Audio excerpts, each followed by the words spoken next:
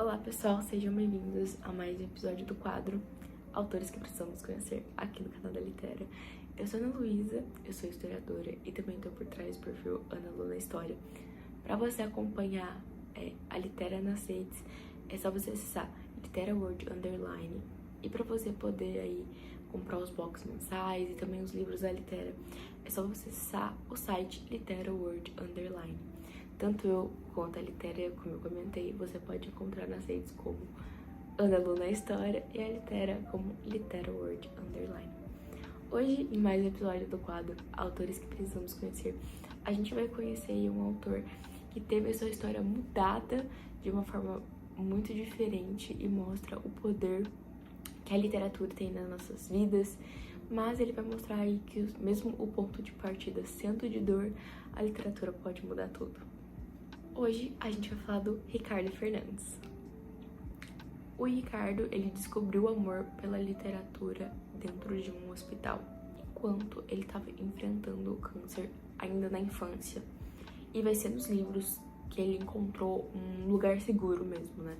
Um lugar onde a dor não existia, um lugar onde ele pudesse ser o que ele quisesse. Mas vai sair num momento inesperado que tudo virou de vez. Ele encontrou um exemplar de Senhor dos Anéis, um livro muito famoso do Tolkien, que inclusive temos um fã de Tolkien aqui em casa, não sou eu, é meu namorado, e realmente o Tolkien muda muitas vidas.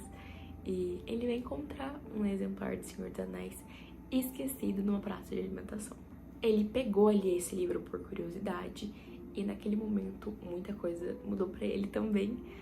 Aquelas páginas apresentaram para ele a ficção fantástica e foi como se de fato uma porta de possibilidades tivesse se aberto dentro dele.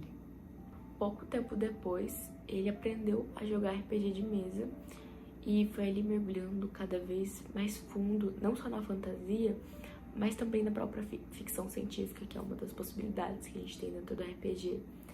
O RPG ensinou para ele sobre narrativas, construção de mundos, de personagens, e fez crescer ainda mais a paixão dele por cyberpunk, alta fantasia, espada e feitiçaria e tudo que pode envolver aí, esse universo fantástico.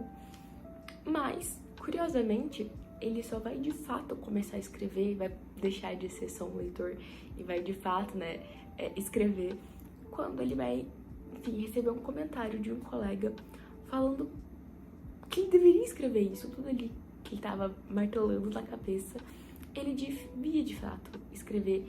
E foi naquele mesmo dia, ele contando pra gente, que ele escreveu o seu primeiro conto e desde então nunca mais parou. E aí a gente pode falar um pouco das obras que você pode encontrar do Ricardo, Então, desde então, ele publicou livros como Éden, Anjos, Deuses e Reis, que vai ser uma epopeia sobre batalhas divinas. Então aí a gente já vai pra uma coisa realmente um pouco mais, fantástica mesmo, com ação e afins. E aí vai ser sobre o conflito, essa origem do conflito entre os céus e a terra. Em seguida tem Anjos da Guerra, que vai ser uma obra um pouco mais direta, um pouco mais brutal, com ação, emoção e aí algumas doses explosivas. E o mais recente, que ele mergulhou aí no lado um pouco mais sombrio do cyberpunk nacional, que é Oz, Cidade da Perversão, que vai se passar em São Paulo. Então, assim, eu vou dar a minha humilde opinião pra vocês, que eu adoro quando os autores situam as suas histórias no Brasil, porque é muito normal a gente ver histórias que se passam nos Estados Unidos, na Inglaterra, mas a gente se sente tão incluído e representado quando os autores escolhem para os seus cenários o Brasil, e ainda mais se pensar num cyberpunk ou histórias que não são necessariamente romance e coisas do tipo. Estar se situando no Brasil é muito fantástico, assim, então eu fico muito feliz com a escolha do Ricardo, porque também é valorizar os nossos cenários, e aí você se sente, legal, tá situando essa história em São Paulo. E o que eu ainda não li Oz, mas eu tenho bastante vontade, porque quando a gente pensa cyberpunk é nacional, acho que São Paulo é uma cidade assim, ótima. Quem já foi pra São Paulo sabe que é um terror, então é uma cidade que eu acho que casa bem. E aí o livro Oz, Cidade da Perversão, que se passa em São Paulo, vai tratar uma São Paulo futurista que vai ser transformada em um país onde os caos e os vícios definem as regras do jogo. E, inclusive, o Ricardo se diz, né, um defensor muito forte da literatura nacional, porque ele acredita que existem muitos autores incríveis, histórias grandiosas que merecem ser ouvidos. Então, ele contou, né, que um dos sonhos dele é ver a literatura brasileira sendo reconhecida e admirada da mesma forma que a literatura estrangeira é.